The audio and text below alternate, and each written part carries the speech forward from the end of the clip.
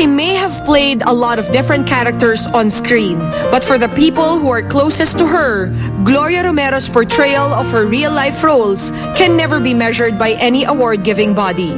To some, she is both a villain and a friend that you will still love at the end of the day. Galit na galit siya sa akin. Ewan ko kung bakit. Siguro, kakumpetensya niya ako sa ganda. Alam mo naman. Yabang, ano. Alam mo, ginawa niya, di shooting, eksena, dalakad akong ganon. Yung pala pagpunta ko sa bandaron, nilagyan ng sabon. Bumalandra akong ganon, dumulas ako.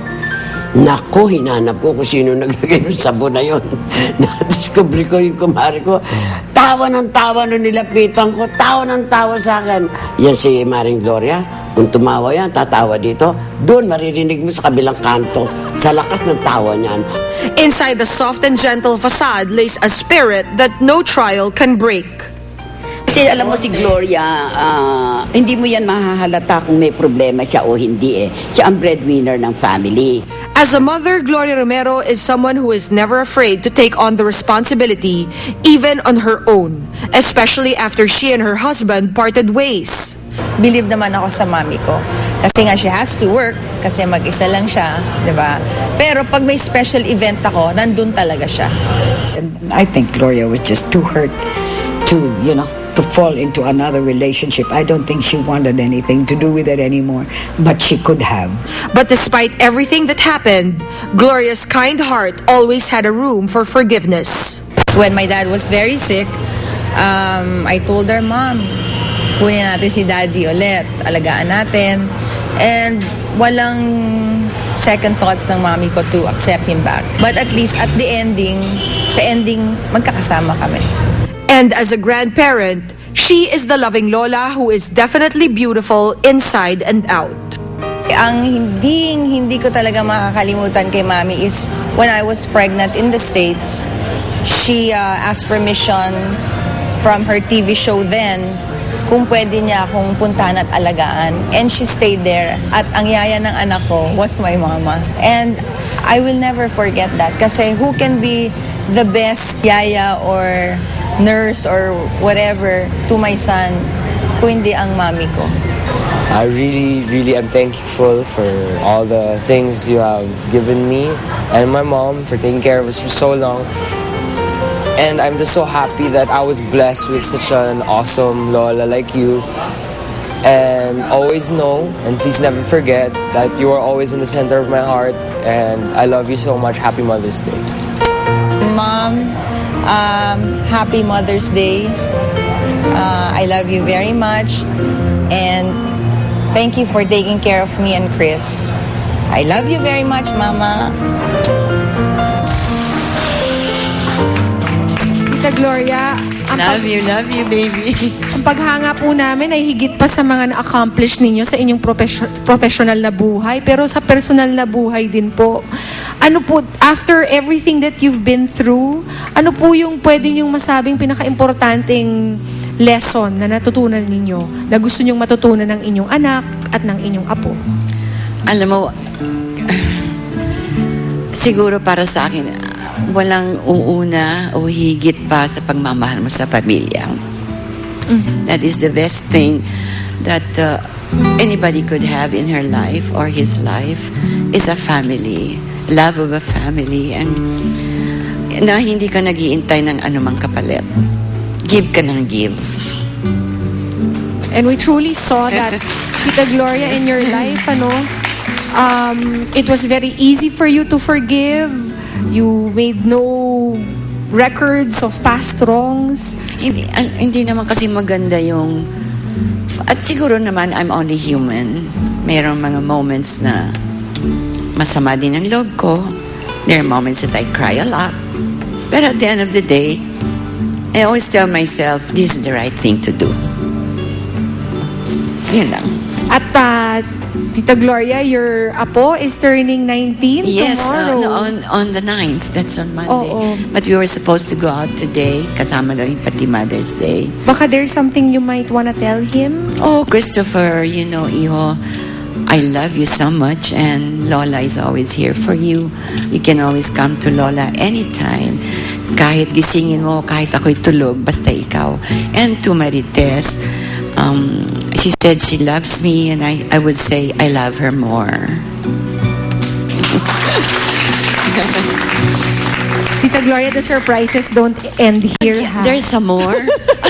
Meron pa po. Naku, Nahanap Diyos po me. namin. Mamayang gabi, meron akong eksenang iiyak. Iniyak ko na lahat Hala! dito. Paano ba yun? Nauubos Naunahan na. namin yung eksena ninyo, Tita Gloria. Eto po, Tita Gloria, nahanap po namin ng isang taong naging malaking bahagi ng inyong career na nung nagsisimula pa lang kayo, nakatrabaho niyo po siya. Panoorin natin to. Bata ko, hindi kita nakakalimutan. Kapon nga sana Oh gusto my kita God! tawagan. My makeup artist! Kasi Mother's Day. Sabi ko, walang nagbabati sa akin Mother's Day. Ikaw na lang babatiin yung Mother's Day. Ganda-ganda mo. Nakikita ko nga nung isang araw pa yung trailer ng coming ano mo, yung Heredera ba yun? Mataray ka daw dyan. Yun ang ayaw ko kumisan, di ba? Gusto ko yung, siyempre Gloria Romero, kailangan maganda yung sweet. Pero hindi naman totoo yun sa totoong buhay. Mabait ka. Love you, mahal na mahal kita. Alam mo naman yan. Walang ba ikaw number 1, may number 1. Sige ha, Happy Mother's Day. Love na love kita. Love you. Alam mo naman yan. Mamatay, mabuhay, ikaw ng number 1 ko. Oh, God. And I love you, Conchi. Kung nakikinig ka ngayon, ay siyang barkada ko for I don't know how many years, more than 20 years. Siyang makeup artist ko. Kahit saan kami nakakarating mag-shooting. Pero nung nagkasakit siya, hindi na siya nakakasama. Kailan po kayo huling nagkita ni Ate Conching? Siguro a month ago, I went to visit okay. her. Oo. Okay. Would you wanna say a message to her? Conching, bibisitahin kita ulit one of these days. Okay? Basta, mahal na mahal din kita. Masarap naman po ng mga friendships ninyo ay enduring din. Ay, sobra. Kaya ako naiyak ngayon dahil lahat yan mga kaibigan ko at hanggang ngayon kaibigan pa rin. And pag nagkakasama kami, all we talk about is kumusta mga rayuma mo? Yung mga ganun. Kumusta ang mga apo? You know? Ano bang iniinom mong gamot? Yung mga ganun bang dialogue na namin ngayon? Well, I'm 77 years old. So, kaya ako nandito ngayon sa GMA 7 kasi I have plans. Gusto ko sana bago ako mag-retire, which ang pinapuntirya ko is when I get to be 80 years old, and that's about 3 years from now. Gusto ko naman makatrabaho sa iba-iba networks. At with the blessing naman ng aking kapamilya, andito ako ngayon. Hindi lang ako kapamilya, kapuso pa rin. We are so happy that you're here, Tita Gloria. Welcome to the Kapuso Thank you. Network. Alam mo, napaka-warm ng binigay nila. Welcome sa akin. I cannot ask for more, Pia. Talagang napakabait lahat. They pamper me. Hindi naman ako sanay ma-pamper. So, ako nagpa-pamper eh. But here sa inyo, they pamper me. Oh.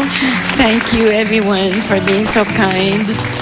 So, Tita, mag-plug na po kayo ng inyong panibagong programa. Yeah. Malapit na yon. Isang tulog na lang yata, no? Yes. That is tomorrow. Tomorrow night. I think it's 8:30 ng gabi yan.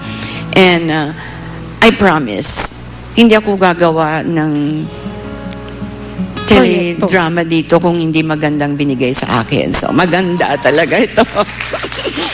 Pinagmamalaki ko, hindi lang pinaghirapan, pinagkagastusan. Kasi ang dami-dami namin talagang location na pinuntahan, ang dami-dami naming something new na makikita nila. I'm very proud of this project na binigay sa akin. So please, we need your help. Suportahan naman ninyo. Pwede makiusap. Tita Thank Gloria, you. thank you so much for spending this afternoon with us. I enjoyed it.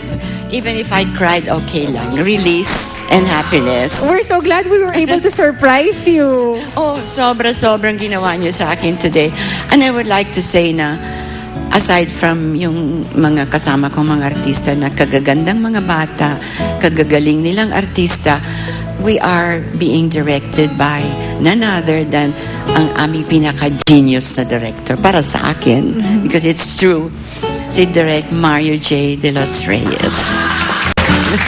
Thank you, Tita Gloria. Thank you. At muli, Happy Mother's Day po sa inyo. Salamat din. And good luck po on the new project. What a huge endorsement you gave that project, Tita Gloria. Thank you, thank you. Anytime. Hindi ako masyadong sanay magsalita. Medyo mahihain din ako eh. Pero today, dahil sa sobrang binigay niyong pagmamahal sa akin, I would come again if you ask for me. Yay! Thank you. Thank you, Pia. Miss Gloria Romero, mga kapuso.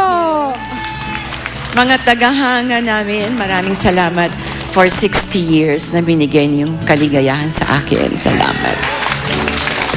Thank you, Miss Gloria. At magbabalik pa po ang Showbiz Central. Stay with us.